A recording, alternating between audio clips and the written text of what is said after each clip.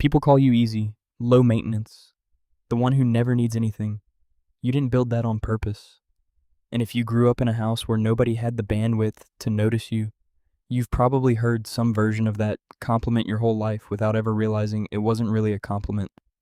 It was a description of a kid who learned early that needing things came with a cost. Here's the first sign. You apologize for things you didn't do. Sorry for asking a question. Sorry for taking up 2 extra seconds of someone's time. People notice. Some read it as low confidence, someone who doesn't think they deserve space. And they're not entirely wrong that something's underneath it.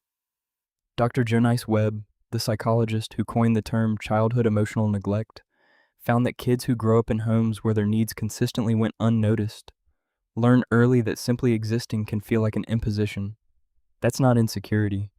That's a kid who taught himself to take up less room in a house that had no room for him, and built a reflex most adults never had to build at all. Second sign, you'd rather struggle for 6 hours alone than send one text asking for help. People call that stubborn, a control thing, and there's a reason it feels that specific. Attachment researchers going back to Mary Ainsworth's early work found that children who can't reliably count on a caregiver to respond often stop signaling need altogether. Not because the need disappeared, but because asking stopped working. You didn't stay independent because you're proud. You got good at solving things alone because at some point alone was the only version that actually worked. Third, you feel guilty the second you sit down and do nothing.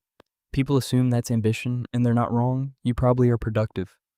But rest was never modeled as safe in a house where your value came from being useful, not from being present. Your nervous system learned early that stillness has to be earned.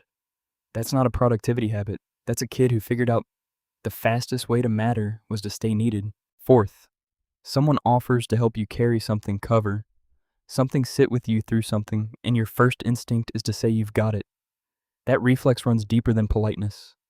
One man described the moment that finally cracked it open for him. A coworker noticed he'd been quietly handling a family emergency alone for weeks and just said, "Let me take the Tuesday shift, no discussion." He almost argued out of habit. Instead, he said one word, "Okay." He said it was the first time in years someone had made a decision for him, instead of asking what he needed because he'd never actually learned how to answer that question. You don't refuse help because you don't need it. You refuse it because nobody ever taught you what to do when it's actually offered.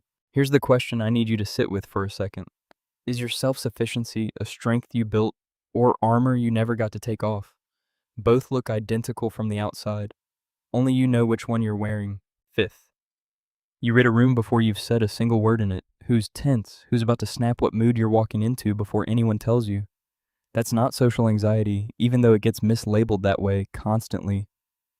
Research on children raised in emotionally unpredictable environments points to a heightened sensitivity to facial expression and tone, an early warning system that develops when a parent's mood was the most important variable in a room. You weren't born anxious, you were raised alert.